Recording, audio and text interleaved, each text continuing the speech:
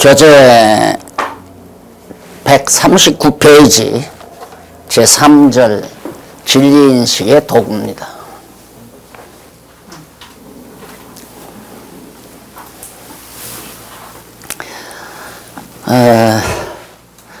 지난번에 우리가 2절에서 성경신학의 진리인식의 대상에 대해서 공부를 했죠. 네, 진리를 찾고자 한다는 말은 하나님을 찾고자 한다는 말과 같은 의미로서는 늘 사용합니다. 하나님을 모르면 진리를 안다고 할 수가 없고, 진리를 찾는 사람은 하나님을 찾으려고 해야 된다. 그런데 여기서 한 가지 분명한 것은, 세속학문이라고 하는 것은 아무리 연구해도 하나님을 발견할 수가 없습니다. 왜? 도구가 성경인데 진리인식의 도구가 잘못되어 있거든요. 그러니까 인간이 타락하기 전이라면 그냥 하나님이 지으신 만물을 보고도 충분히 하나님을 알 수 있는, 인간의 진리를 터득할 수 있는 그런 아름다운 세상이었죠. 저주가 덮이지 않은 상태니까. 그러나 저주가 덮여버리니까 자연과학으로는 절대 하나님을 발견 못해요. 그러니까 근래 이제 최고의 학자들이 호킹이라든가 아인슈타인이라든가 이런 사람들이 아인슈타인 이런 사람들이 세상을 떴지만은 뜨면서 하나님은 없다고 그렇게 말하는 건 당연한 거예요. 그 사람들 자연과학만 연구하다가 하나님을 찾을 수 있나요? 저주가 덮여서 보이지 않는 거고. 그러니까 이런 구체적인 내용들을 자라난 10대, 20대들에게 이게 딱 정리가 돼야 되는데 교회가 그 일을 감당을 못한 거죠. 그래서 이게 이제 참 좋은 기회를 놓친 거예요. 교회마다 교회 학교가 초등부에서부터 대학부, 청년부까지 와글와글 할 때, 그때 이게 제대로 됐어야 되는데 다 떠나버렸잖아요. 이제 젊은이들이 다 떠나버렸어요. 하나님께서 다 헐어버린 거죠. 젊은이들 떠나버렸기 때문에 교회의 침체나 교회가 점점 보이는 외형적인 어떤 조직교회가 망가지는 것은 시간 문제가 돼버린 거예요. 계승할 자가 없는데 어떻게 이게 되겠어요? 그래서 참 안타까운 일이지만은 지금 이 2절과 3절 사이에 그 관계를 제가 말씀을 드리는 겁니다. 진리를 찾는다라는 말은 하나님은 찾는다는 말과 같은 거거든요. 왜냐하면 진리는 모든 존재의 근원을 찾으려는 거거든요. 모든 존재, 그러니까 일이나 어떤 물질이 존재했을 때 이것이 무엇이냐, 그걸 그 해답을 얻기 위한다는 그 해답은 뭐냐면 원인이 어떻게 된 거냐, 근본이 어떻게 해서 이 지구가 만들어졌는가, 우주의 근본은 무엇인가, 이런 걸 이제 찾으려고 하는 것이 이제 학문 아니겠어요. 진리 추구라는 게 학문인데, 학문이 그걸 추구하는데 진리인식의 도구가 없어요. 뭘 보고 진리를 찾을 수가 있는가. 그런데 아까도 말했지만 그냥 타락에서 저주가 덮여진 하나님의 피조물을 보고는 절대 하나님을 발견할 수가 없다. 이게 이제 이 2절과 3절 사이에 아주 중요한 문제가 되지는 거죠. 그러니까 진리인식의 도구는 자연도 아니고 인간의 상념이라든가 관념, 이걸로도 찾을 수가 없는 거고, 추론을 통해서도 불가능한 거고요.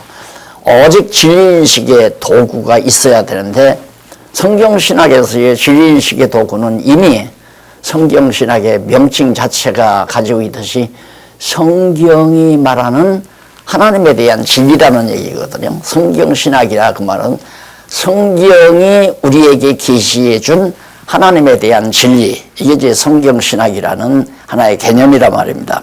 그러니까 자연히 하나님을 인식하려는, 하나님이 진리인식의 대상이니까 당연히 인식의 도구는 성경일 수밖에 없잖아요.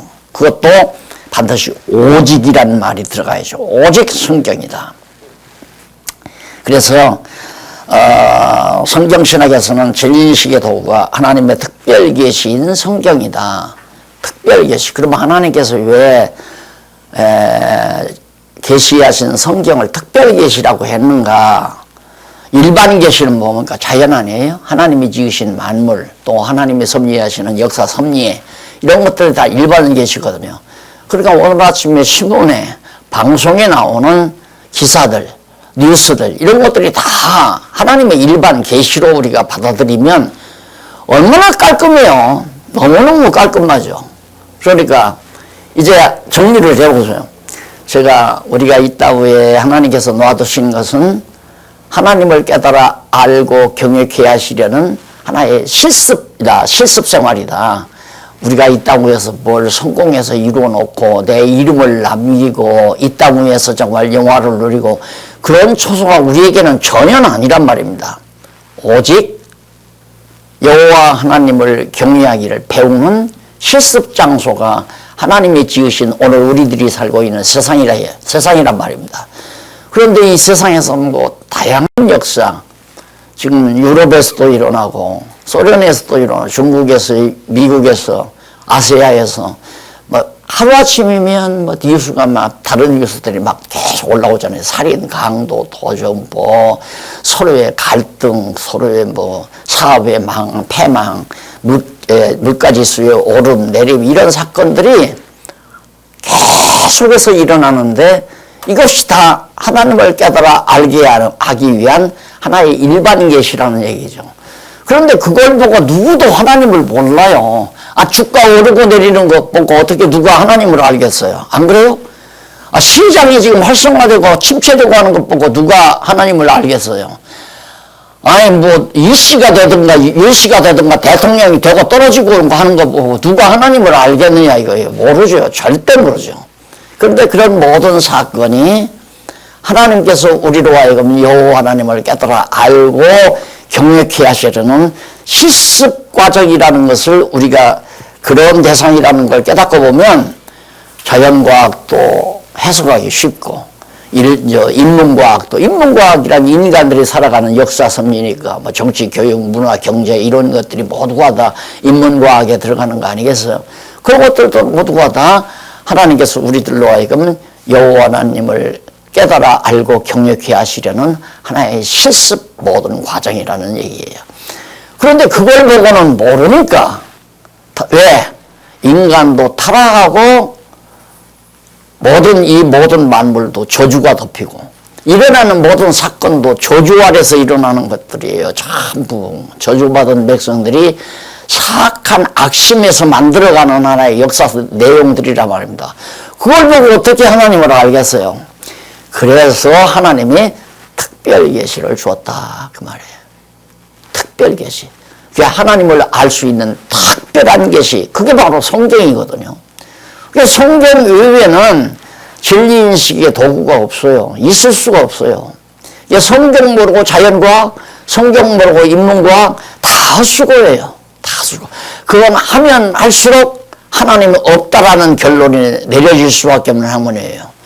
그런데 장로님들이, 또 권사님들이, 또 집사님들이, 목사님들이 하나님이 없다고 결론 내리는 학문은 막 엄청난 돈을 들여서 죽으라고 두를 밀어서 좋은 대학 가게 만들고 좋은 교수 만나서 공부시키려고 엄청난 돈을 들여서 노력들을 하잖아요.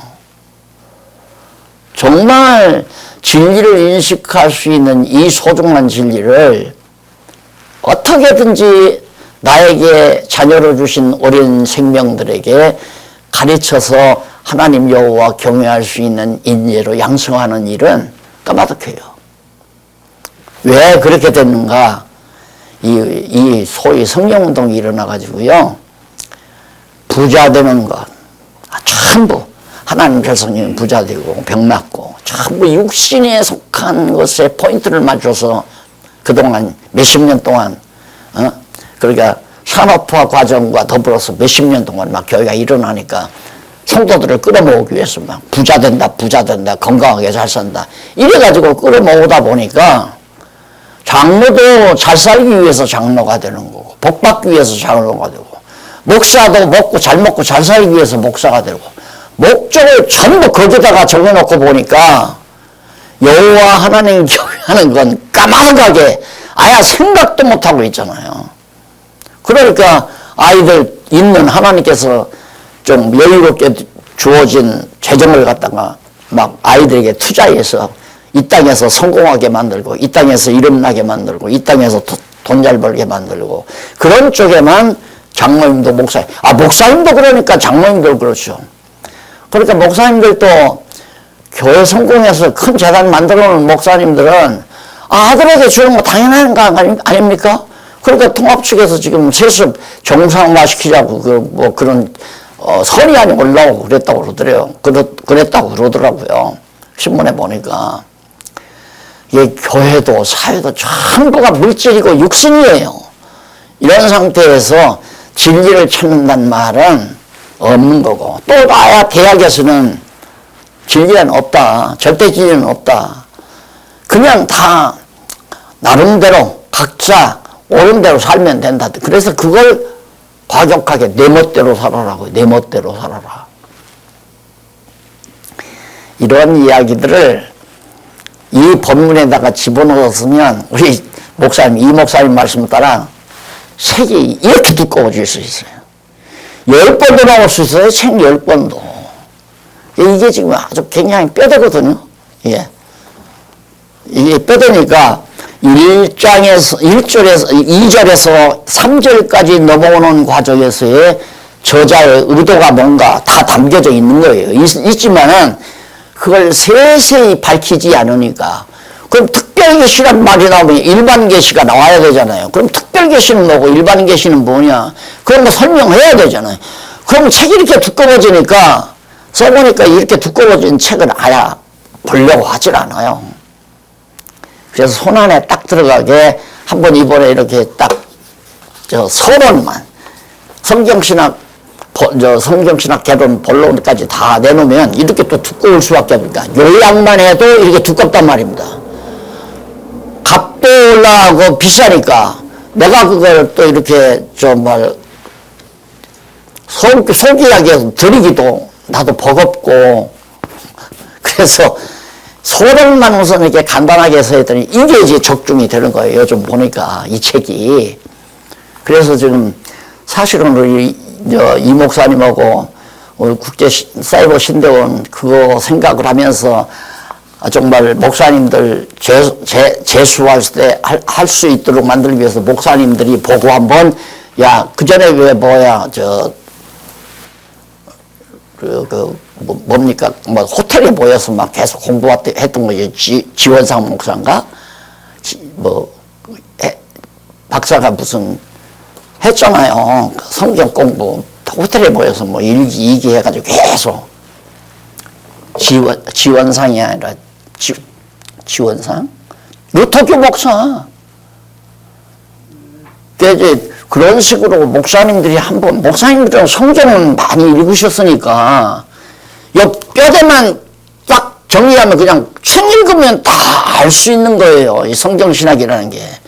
그래서 그런 운동이 우리 사이버 신대원을 통해서, 국제사이버 신대원을 통해서 좀 이루어졌으면 해서 목사님들 대상으로, 신학자들 대상으로 이걸 썼거든요. 그랬더니 적중을 했어요, 이게. 하여튼 몇몇 분들이 이걸 읽고 지금 감탄을 하고, 인생이 바뀌고 가치관이 바뀌는 역사가 지금 일어나고 있는 거 보니까 적중을 했는데, 왜 그러냐면 이게 뼈대가 너무 분명한 거니까. 뼈대가 너무 분명하니까. 그래서 인식의 도구는 오직 성경밖에 없다. 그런데 교회가 성경을 안 가르치는데 교회도 안 가르치고 신학교에서도 성경을 안 가르치고 말이 되는 거예요? 이 세상에 전혀 말이 안 되는 게 뭐냐면 신학교에서 성경을 안 가르친다는 것이 전혀 말이 안 되는 거예요. 또 그 다음 전혀 말이 안 되는 게 교회에서 성경을 안 가르친다는 게 전혀 말이 안 되는 거 아닙니까? 하나님께서 특별히 하나님을 깨달아 알기 위해서 특별히 계시한 것이 성경인데, 그래서 진인식의 도구라는 게 굉장히 중요한 포인트거든요. 그래서 개혁파 신학은 성경을 하나님이 인간에게 분명히 계시한 말씀이라 해서 그래서 특별계시라고 한다. 특별계시가 아니면 하나님을 알 수가 없으니까. 저주 받았잖아요. 저주가 다 덮였잖아요. 다 가리웠단 말입니다. 눈도 가리우고 모든 하나님의 피조물에게도 저주가 덮여버리고. 그러니 하나님의 신성이 어떻게 보여요? 로마서에 보면 하나님의 신성과 능력이 다 보여 알게 처음 만들어 놓으셨거든요. 그러니까 타락 안 했으면 특별계시 성경이 필요 없죠. 타락했기 때문에 하나님께서 타락한 백성들로 하여금 여호와 하나님 깨달아 알고 교육해 하려고 성경 계시를 주신 거란 말입니다. 그래서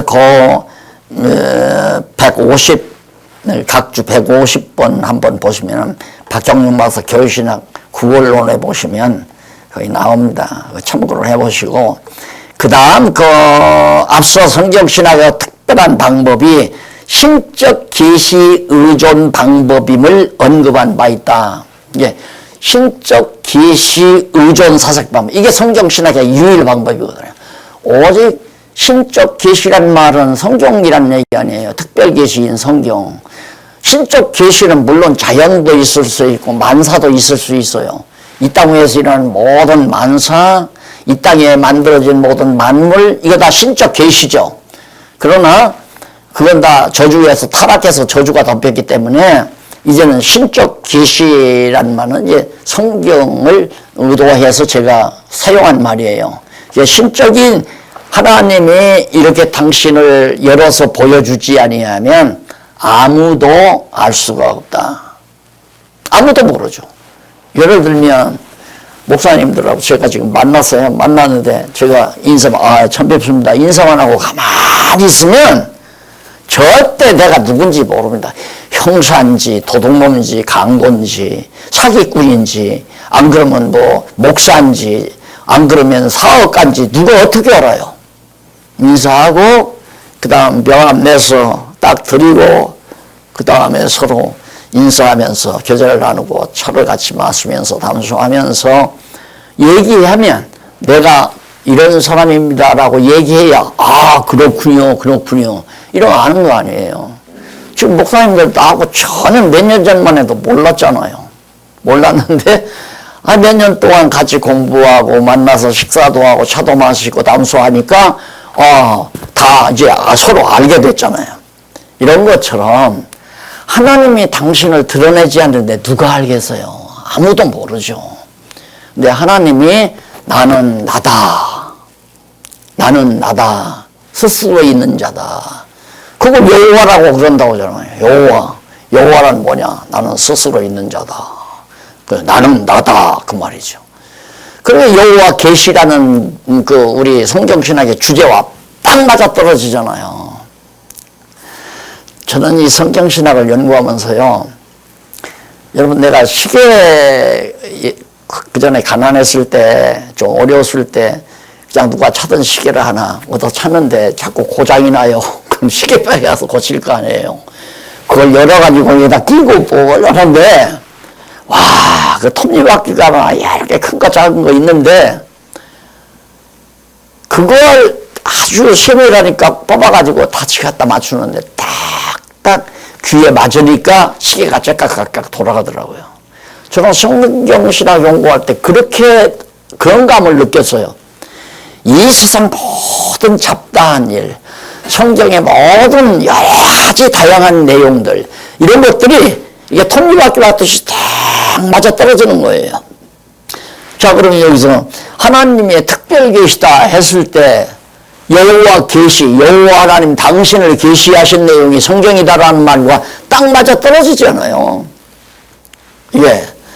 그러니까 그냥 우리 목사님이 한번 그러더라고요. 그냥 한번 수업 읽기는 읽었는데 그렇게 읽고 말 책이 아니더라고 그런 얘기 하시는데 이게 한 절 한 절 읽으면서 다른 내용하고 이게 맞아 떨어져야 종합적으로 성경신학이 입체적으로 딱 내 머리에 감싸 있거든요. 이제는 내가 그 얘기 들으면서 야 대단하다. 이 책 한 권만 가지면 평생 목회하겠다고 그러시더라고요. 목사님이. 이 목사님. 이 책 한 권만 가지면 평생 목회할 수 있겠다고. 하죠. 전부 성경구절 밑에 대놨으니까 그거 가지고 전부 연결하면 그냥 교회신학 나오잖아요. 그냥 교회신학 딱. 성경신학의 교회신학, 교의적인, 교회에 대요. 성경신학 가운데 교의 내용이 여기에 다 나오는 거죠. 그러니까 교리 설교를, 성경신학적 교리 설교를 평생 하면서 할 수 있는 내용이 여기에 다 담겨있다. 맞아 떨어지니까. 그래서 요즘 이제 우리 박홍기 교수 강의하는 거 보면 바로 그런 식이에요. 이거 하다가 다시, 그러니 성경의 주제가, 성경신학의 주제가, 성경강론의 주제가 여호와 계시란 말이 맞지 않습니까? 나도 요즘 이제 에스겔서 강의하면서 바벨론에 가서 다 죽고 뭐 살육을 당하고 예루살렘은 다 없어져 버리고 뭐 너희들 일부 남은 사람은 이제 이방 땅에 가서 있다가 다시 돌아온다. 그때야 너희가 나를 여호와인 줄 알리라. 그 여호와 하나님을 깨달아 알기 위해서 역사 섭리하는 거 아닙니까? 역사란 뭐냐? 하나님께서 당신을 계시하기 위해서 섭리하시는 내용이다. 세속 사람은 몰라요. 역사 보고 하나님을 알 수가 없단 말입니다. 그러니까 우리가 만약에 이게 성경신학자가 되면 신문 받아보고 이 새끼가 이거 대통령 되면 안 되는데 인기가 점점 올라가네.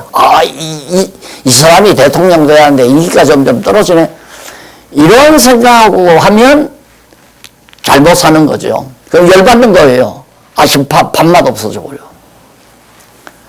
누가 인기가 올라가든 결국 하나님께서 백성들의 마음을 주관해서 하나님이 통치자, 악한 통치자 세울 수도 있고 선한 통치자 세울 수도 있고 교회에 유익한 통치자, 교회에 피해되는 통치자를 세울 수 있고 하나님이 다 세우는 거 아닙니까? 그러면 그걸 통해서 우리는 여호와 하나님을 깨달아 알 수 있는 지혜를 신문을 통해서도 텔레비 방송을 통해서도 여호와를 경외하는 지혜를 얻는 그런 좋은 하나님의 계시로, 일반 계시로 해석을 해서, 우리는 일반 계시를 해석할 수 있잖아요. 특별 계시를 통해서 하나님을 아니까 다 알죠. 그렇게 맞아떨어지니까 그래서 종합학문과 연결되는 거예요. 기독교 종합학문. 또 기독교 학문 총서, 이게 나올 수 있다. 나온다 이거예요. 왜? 결론을 알았으니까 서론도 아닌 거고, 서론 결론 모르니까 지금 일반 학문은 진리가 없다고 하는 건데, 우리가 성경에서 서론과 결론을 알아버렸으니까 강론 다 나오잖아요. 그래서 이제 학문 총서도 나올 수 있고, 기독교 학문, 또 종합학문도, 통합학문도 넉넉히 할 수가 있다. 여러 각자 받은 지혜를 얻은 학자들이 모이면 충분히 기독교 종합학문이 터득되는 거죠. 우리 목사님들은 성경이 어쨌든 신학의 전공이니까 성경을 통해서 신학적으로 딱 무장만 해놓으면 누구하고 전쟁해도 이길 수 있단 말입니다. 누구하고 전쟁을 해도 진리전쟁. 천한 학박사하고 앉았어도 결국은 손들게 돼 있잖아요. 그게 지금 목사님들 현재 눈으로 보지 않습니까? 종합대학교 총장이 성경신학을 자기네 신학대학의 기본학문, 매다학문으로 그렇게 정착시키겠다. 그런 생각을 가질 수 있다는 건 무슨 학자가 설득됐다는 얘기 아닙니까? 이런 일들이 점점 일어나게 된다. 점점 따라가게 되고. 그저께 우리 한국 기독교 지도자, 한국 기독교 지도자 연합회에서 명예총장 됐다고 감사패를 축하패를 하나 해주시더라고요. 이사장님이 해주시는데 몇몇 모였는데 축사하러 나오신 분이 누구냐면 제가 처음 이단 시비 걸려서 재판할 때 그때 재판부 서기로 있었던 2년 선배 목사님이에요. 2년 선배. 그 목사님이 여기서 권면을 했잖아요. 난 그래서 이게 그런 거에 정말 하나님이 하시는 일 아닙니까? 하나님이 하시지 않으면 어떻게 그런 일이 있을 수 있어요? 세상에 그런 일은 절대 불가능해요. 인간적으로. 이미 자기 체면이 있지 그걸 어떻게 그럴 수가 있어요? 안 돼요? 또 나도 감히 어디 이단으로 정죄받아 몇십 년 산 사람이 한국교회를 대표하는 그런 연합회에서 기념회를 축하회를 해준다? 이건 꿈에도 상상하기 어려운 일이죠. 그런 모든 일을 통해서 나는 그걸 받았기 때문에 좋은 게 아니라 맞아 하나님이 하셔. 그러니까 자연히 하나님을 찬양하고 하나님께 영광 돌리고 하나님에 대한 마음이 더욱 자꾸 집중이 되는 거고 이게 이제 실습 아니에요. 그래서 인식에도 진리 인식의 도구는 성경밖에 없다 하는 얘기예요. 그래서 거기 좀 내려가가지고 넘어가서 140페이지 제일 위에 줄 앞부분에 그러므로 인간이 하나님에 계신 성경에 의존하지 않으면 절대로 하나님에 대한 진리를 인식할 수 없다. 그래서 계시 의존 사색 방법이 바로 성경신학의 유일한 방법이다. 철저하게 성경에 의존하지 않고는 절대 하나님을 모른다. 모르는 하나님을 믿으라면 참 힘들잖아요. 예를 들어서 누가 아주 어디 저택을 하나 흥정을 해요. 그러면 내가 저택을 살려고 갔어요. 근데 그 중개사 그 아저씨가 나만 믿고 계약을 하세요. 자기를 믿고 계약하라 이거예요. 그러면 집주인은 저 사람인데 자기를 믿으라니 내가 그거 복덕방 중개사 역할을 하시는 그분을 내가 아는 것도 아니고 치는 것도 아니고 그런데 자기를 믿고 날들을 계약하라면 내가 계약하면 바보 천치죠. 그런데 우리 교회가 바로 그런 짓을 한 거예요. 교인들에게 하나님이 있으니까 믿으세요. 하나님이 있는지를 모르는데 하나님이 있으니까 믿으라고.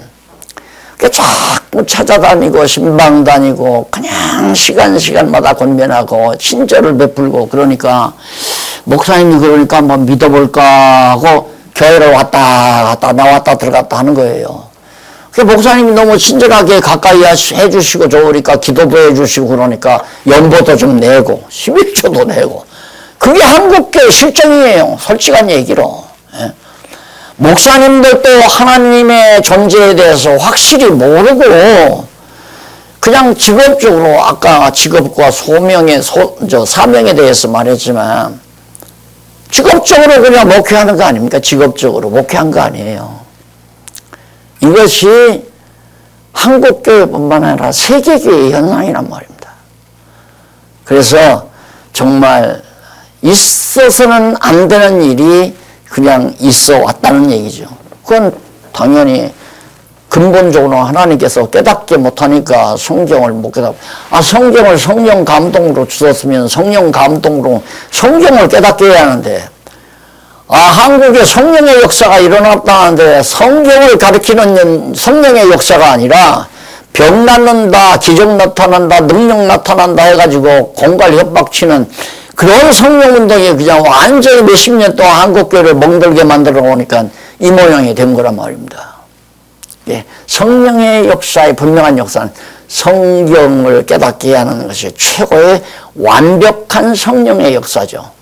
감동해서 가르치고 감동해서 깨닫게 하고 그러니까 계시만 주신 것이 아니라 그것도 깨닫게 한다는 걸 앞에서도 말했지만은 하나님 깨닫게 여기도 나올 거예요. 첫 번째로 거기 유일한 교제라고 마지막에 나오잖아요. 정말 거기 한 번만 보고 넘어가십시다. 그러므로 그 밑에서부터 그 문단 밑에서부터 네 번째 뒷부분에 보면 성경이라는 거 나오죠? 근데 그 한번 각주 한번 153번 각주 한번 보시고요. 누가복음 24장 27절. 이에 모세와 및 모든 선지자와의 글로 시작하여 모든 성경에 쓴 바 자기에 관한 것을 자세히 설명하시니라. 누가? 하나님께, 예수님께서 뭐라고? 모세와 및 모든 선지자의 글로 시작하여 모든 성경에 쓴 바, 성경에 기록해 놓은 쓴 바, 자기에 대하여, 예수님 당신에 대하여. 그러니까 성경은 창세기부터 요한계시록까지 전부가 다 예수 그리스도에 대하여 기록한 거다 이 말이죠. 전부가 다. 그러면 자세히 설명하시니라. 누가복음 24장 45절에도 이에 저희 마음을 열어 성경을 깨닫게 하시고, 요한복음 10장 30분 성경을 폐하지 못하나니 하나님의 말씀을 받은 사람들을 신이라 하였거든. 하나님의 말씀을 받은 사람들을 신이라 했다. 그러니까 절대 성경은 폐하면 안 돼요. 성경이 그만큼 완벽한 교재다 그런 얘기죠. 그러므로 밑에서 네 번째 줄 끝부분, 그러므로 성경은 영존하는 하나님의 존재와 속성은 물론 피조 만물과, 피조 만물 자연과학이에요. 그 다음 만사에 대한 인문과학이에요. 그게 자연과학과 인문과학에 대한 이치를 깨달아 알 수 있는 유일한 하나밖에 없는 교재다. 이에 특별계시로서 하나님 말씀인 성경의 절대 권위와 절대 진리에 대하여 하나하나 살펴보려고 한다 하면서 이제 첫 번째 하나님 말씀인 성경. 성경은 하나님 말씀이다. 근데 이제 앞에 이미 목사님들 다 들으셨지만 여기도 나옵니다. 여기서 말씀이라는 단어는 헬라어로 로고스다. 이는 사람의 입으로 말하는 레마와 의미가 다르다. 로고스는 문법에 따라 기록한 성경의 다양한 내용에 대한 신학적 의미를 말한다. 자, 그렇죠. 그러니까 문법에 따라 기록한, 문법에 따라서 기록을 했잖아요. 그런데 기록한 성경의 다양한 내용, 그건 내용이에요. 문법을 따라 기록한 내용인데 그것에 대한 어떤 신학적 의미, 그래서 의미 분석 성경 개론이다 그런 얘기예요. 의미 분석 성경. 그러니까 이미 이렇게 다 정리가 되니까 제목 하나를 붙여도 어디에도 충돌을 일으키지 않는, 아주 다 맞아떨어지잖아요. 신학적 의미가 바로 하나님 말씀이다. 그러니까 그건 신학적이란 말은 하나님적, 하나님의 의미, 뜻이라 이 말. 하나님의 뜻이 바로 말씀이다. 그 내용이 말씀이 아니라 하나님의 그 내용 속에 담긴 하나님의 뜻.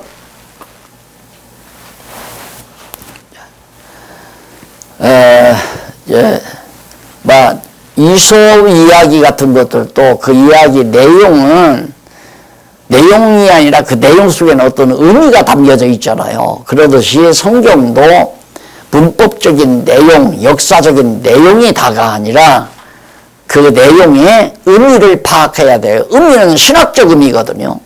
그래서 성경 해석학에서도 첫째 문법적 해석을 해야 되고, 그 다음 역사적 해석을 해야 되고, 그 다음 역사적 해석까지 했으면 그 다음에 신학적 해석을 해야 돼요. 그 신학적 해석이 바로 의미예요. 신학적 의미. 그러니까 성경을 지금 목사님들은 보시고 몇 년 동안 이제 발표해서 성경 내용은 다 알고 계시잖아요. 이제 성경 전체 성경신학적인 내용은 알고 있는데 있으시니까 아시겠지만, 이렇게 쉽고 간단한 걸 과거에 몰랐을까? 이 목사님 달달달달 외우잖아요, 그냥. 예, 성경 개론을 쭉 다 외워버려요. 몇 절까지도 거의 다 외우시더라니까. 그래서 내가 거기에는 앞발 뒷발 다 들지요. 이야, 참, 하나님께서 대단한 지혜를 주셨다. 다 외워버려요, 그냥. 줄줄줄줄. 그게 너무 쉽죠. 왜 그게 외우기가 쉬우냐면 논리적으로 돼 있으니까 너무 쉽죠. 그래서 그렇게 쉬운 걸 왜 몰랐을까 그런데 과거 신학 자체가 문법적 해석, 역사적 해석에서 머물렀어요. 거의 다가. 그리고는 어디로 들어가면 비유로 들어가요. 비유로. 그냥 비유적으로 해석을 해. 그러니까 웃기는 거죠. 비유로 들어가지고 문법적 해석했어, 역사적 해석했으면 그 다음 신학적 해석을 했어야 돼요. 그래서 우리 성경신학은 성경의 신학적 해석을 마스터했다, 끝냈다, 그런 얘기예요. 뭐 목사님들이 다 아시니까. 그래서 하나님의 말씀인 성경이라고 했을 때 그 말씀은 레마가 아니라 로고스를 말한다. 로고스는 뜻, 의미, 원리, 그 다음 원인, 뭐 이런 등등의 내용이 쭉 의미가 있어요. 로고스라는 말 자체가. 그러나 레마는 언어, 문법, 언어, 문장, 이런 것의 표현, 그 레마라고 할 수 있죠. 우리 입으로서, 소리로서 어떤 내용을 표현하는 걸 말이라고 그러잖아요. 그러니까 레마는 말하는 것. 근데 로고스는 말씀, 이 말씀은 하나님께서 입으로 말씀한 것이 아니라 하나님의 뜻을 다 이렇게 문법이나 역사적 내용을 통해서 표현했다, 그런 얘기입니다.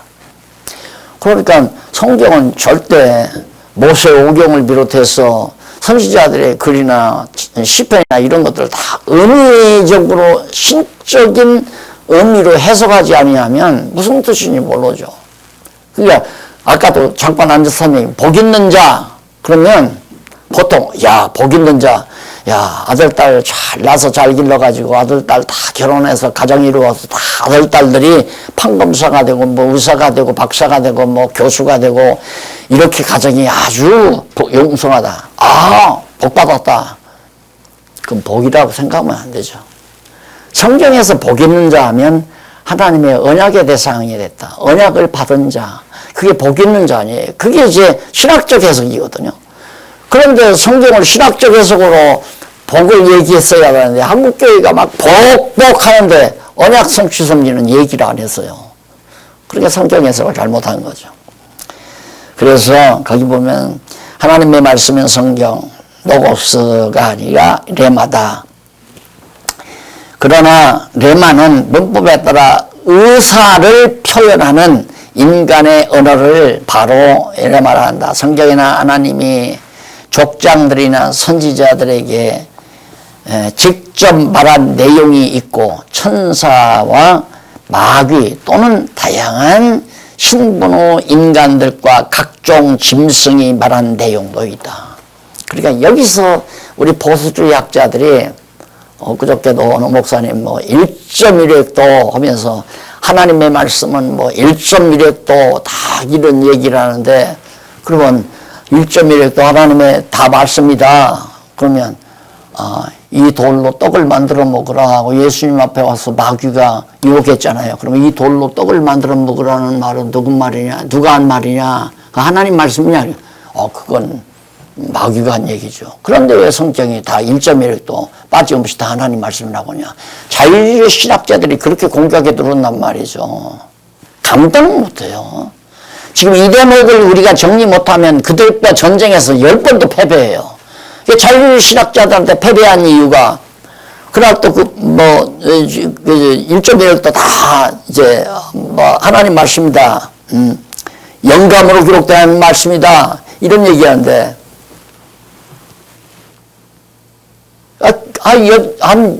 여인이 와서, 한 여자가 와서 얘기한 얘기도 있잖아요. 드릴라가. 드릴라가 한 얘기도, 그것도 하나님 말씀입니까? 아니잖아요. 가룟 유다가 한 말도 있고, 그것도 아니죠. 그 말은. 그런데 전체적인 사건, 일어나는 그 사건 속에 담겨진 의미가 바로 하나님 말씀이다, 그거예요. 사건 속에. 그래서 신학적 의미, 신학적 해석이라고 하는 건 결정적인 거예요. 해석하게 나오잖아, 일반 해석하게. 성경 해석하게. 기독교 해석, 신학 해석하게. 그러니까 문법적 해석, 역사적 해석, 신학적 해석. 이게 분명히 나온단 말입니다. 그러니까 대부분 주석이나 모든 학자들이 신학적에서 미치지 못했다는 게 한이죠. 그것이 오늘의 이 처참한 현상을 가져오는 서구신학의 한계였어요. 이게 이제 발견됐기 때문에 우리 목사님들은 이렇게 생각합니다. 이제 초대교회 예루살렘에 성령이 임해서 예수가 그리스도라는 사실을 제자들이 깨닫던 그런 시기라고 목사님들이 생각하면 야 이거 대단한 거다 이렇게 생각할 거예요. 야 이건 나 일생 묻는다. 내 인생 사는 가치가 뭐냐. 여기에 나 일생 묻는다. 이 책 한 권 읽고 그래. 가치관이 바뀌더라니까요. 완전히. 만나봤어요. 직접. 만났는데 밥도 사시면서 그러더라고요. 내가 이 책을 밤새껏 읽고 목사님 내가 요즘 살만 납니다. 나 이제는 정말 이게 진리를 위해서 내 일생 내가 완전히 살려고 하여 각오를 했습니다. 내가 그래서 저 하나님 다 들으십니다. 우리가 증인이고 그래. 걱정하지 마십시오. 난 틀림없습니다. 그렇게 삽니다. 이 세상 살아야 될 이유가 뭐겠습니까? 아이고 그러니까 우리 목사님 옆에 앉았다가 아이고 나보다 더 한다니까요. 나보다 더 한다니까요. 그러더라고요. 이게 대단한 사건이에요. 근데 대단한 일들이 지금 일어나잖아요. 대단한 일들이. 지금 어제는 지금 오이코스 대학에서 굉장한 일을 지금 구상하고 있대요. 굉장한 일을 구상하는데 내년 4월 달에는 아마 국제교회 연합회가 이제 하와이에서 모인답니다. 하와이에서 모이는데 오이코스 대학교 총장이 이번에 총회장에 물망에 오른 게 아니라 이미 총회장이 되도록 이미 결정이 되어 있다는 거예요. 총회장이 되면 바로 국제교회 연합회 산하 연구팀 이걸 조직을 하자. 이 구상을 하고 거기 팀장에 철학박사 학위와 신학박사 학위가 있는 사람이어야 되니까 박홍기 교수를 거기 팀장으로 세울 각오를 지금 하고 있다는 거예요. 내가 그 얘기 듣고 이거 도대체 하나님께서 어디까지 가시는 거야. 그 국제교회연합회라는 게 미국의 교회만이 아니라 전 세계 한인들 그리고 선교사들이 가서 세운 한국인 교회 연합회예요. 그게. 그 비대면 교회로 총회를 하니까 많은 수는 안 오겠지만은 어쨌든 모이게 되면 이제 많은 교회 대표들이 올 거 아닙니까? 오는데 그분들에게서 그게 통과가 되면 바로 팀에서 각 교회마다 그럼 학자를 내보내라. 그러면 이 팀에 들어가라. 그리고 팀들이 비대면으로 얼마든지 인터넷을 통해서 서로 연구 교류하고 논문 교류할 거 아닙니까? 이 작업을 통하면 순식간에 전 세계적으로 성경신학이 파급될 수 있는 그런 상황으로 하나님께서 이끌어가는 거예요. 그래서 우리 지금 현실이 뭐냐면 천연 예수님 말씀 3년 동안 들어도 무슨 얘기인지 몰랐는데 갑자기 오순절에 성령이 임하더니만 사도들이 그냥 베드로가 제일 불안무식한 베드로가 진짜 예수가 그리스도로구나. 그래서 예루살렘에서 너희가 십자가에 못 박아 죽인 예수가 바로 그리스도였다. 우리가 기다리는 메시아였다. 예루살렘 교회 하루에 3,000명, 5,000명씩 돌아왔잖아요. 우리는 선교뿐만 아니라 2000년 교회사 중에서 완전히 성경을 모르니까 무슨 얘기인지 모르니까 여기서 조금 뛰고 저기서 조금 뛰고 자기 입맛에 맞는 대로 떼가지고 요리해 먹고 살던 우리들에게 갑자기 하나님께서 이렇게 성경신학을 깨닫게 하셔가지고 한국교회를 통해서 그래서 나는 한때 그래서 하도 내가 괴로우니까 하나님 기왕이면 좀 옥스포드를 나왔다거나 하버드 신과를 나왔다거나 이런 대단한 학자들, 박사학위가 적어도 1,500개 있는 사람들, 원어에도 능통하고 어학에도 능통한 그런 사람들을 통해 쓰시지, 왜 무줄 같은 깨진 질그릇 중에 한 조각 같은 나를 이걸 깨닫게 해가지고 이렇게 곤욕을 치르게 하십니까? 라는 생각을 내가 가지고 있었다니까요. 그런데 하나님께서 그렇게 안 하죠. 약한 자를 들어서 강한 자를 부끄럽게 하고, 무식한 자를 들어서 유식한 자를 부끄럽게 하고. 이것이 이제 왜? 인간이 하는 거 아니라 하나님이 하신다. 하도 한국교회가 때려 부숴가지고 나를 인사하라고 그래서 그랬어요. 바울은 질기를, 보화를 질그릇에 담았다고 그랬는데, 저는 찢어진 질그릇 조각 중에 한 조각인데, 하나님께서 보화를 담아주셨습니다. 그러니 질그릇 조각 중에 담아놓으니까 이거 다 흘러내려가서 없어질까 봐서 걱정을 많이, 염려도 하고, 사실 죽을 때, 내가 쓴 책을 기름으로 다 그냥 막, 기름종이로 만들어가지고, 진공 처리해가지고 유리관에다가 딱 집어넣어서 대리석관에다가 넣어가지고, 이 교회 깊이 딱 파고 거기다 묻어놓고, 내 무덤에도 그렇게 깊이 묻어놓고, 여기저기다가 한 연한개 만들어서 그렇게 묻어놓고 죽을까 하는 그런 생각까지 내가 했었단 말입니다. 그런데 하나님께서 난데없이 한국교회 지도자 협의회를, 지도자 연합회를 통해서 이거 담는 그릇을 한국교회를 대표하는 단체가 그릇이 돼가지고 거기에 담아주시더니만, 미국에 있는 오이코스 대학교, 정규대학교, 신학대학에다가 바로 이 엄청난 그릇을 만들어서 하나님이 담아주셨으니 이게 여호와 하나님이 하시는 일 아닙니까? 그래서 오늘 내가 이렇게 정말 축하패를 받습니다. 감사합니다 하고 인사를 딱 드렸죠.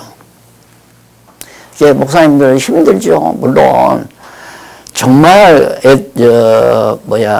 초대교회 때 바울, 야고보, 스데반 막 잡아다 죽이고 목 베고 그랬잖아요. 지금은 그런 사람 없잖아요. 항상 그래서 우리는 지금 기껏해야 이딴 소리 듣는 얘기라. 기껏해야 배좀 높은 거고. 근데 지금은 배 안 고파요. 이제 나이 60 내지 70만 가까워지면 정부에서 먹을 거 다 대주고요. 용돈 다 주더라니까. 여기 우리 노인들 보니까. 그러니 살만하잖아요. 이 진리를 위해서 정말 하나님께 쓰임받을 만하지 않느냐 이거죠. 그래서 초대교회 당시라고만 생각하시면, 야, 하나님께서 그래도 우리를 불러주셔. 우리를 깨닫고 지금 계속해서 막 무장을 하고 있잖아요. 하나님이 이렇게 무장시킬 때는, 일할 때를 쓰시려고 무장을 시키는 거 너무 분명하거든요. 난 그게 믿어져요. 지금 요즘 되지는 거 보니까 너무 더 확실히 믿어져요. 우리 박홍준 교수는 지금 7, 8년 전만 해도 저 포항에서 그 대학에서 그냥 그 철학 강의하고 있었어요. 그런데 하나님께서 다 부르다가 여기까지 해서, 이제 정말 세계를 대표하는 하나의 성경신학 연구 팀장 자리가 지금 눈앞에 보여있고 있잖아요. 그래서 항상 이 목사님 그래요. 우리 목사님들 그냥 공부하시는 목사님들 앞으로 막 강의가 많아져서 여기저기 가서 막 지역별로 맡아가지고 강의를 하면 참 좋겠다고 이런 얘기해. 하나님의 뜻이 모르게 되죠. 어떻게 쓰시는 난 모르지만 하나님께서 쓰시려니까 무장을 시키는가. 그것도 뭐래요. 내가 만약에 강론집을 다 써놓지 않은 상태라면 하나님이 또 이렇게 안 할 거예요. 다 끝났잖아요. 성경신학 정리가 문서는 완전히 기록으로 다 끝났어요. 끝나놓고 지금 시작하는 것이 아니에요. 그래서 정말 하나님의 놀라운 은총이 주어진 이게 엄청난 복이죠. 대복이죠. 가장 최고의 복. 그래서 이 말씀은 첫째로 한쪽 가로 1번 영원한 생명의 말씀이다. 영원한 생명의 말씀. 그러니까 이 말씀이 들어가면 영원히 안 죽어요. 영원히 죽지 않아요. 절대로. 우리 잠시 차 한 잔 드시고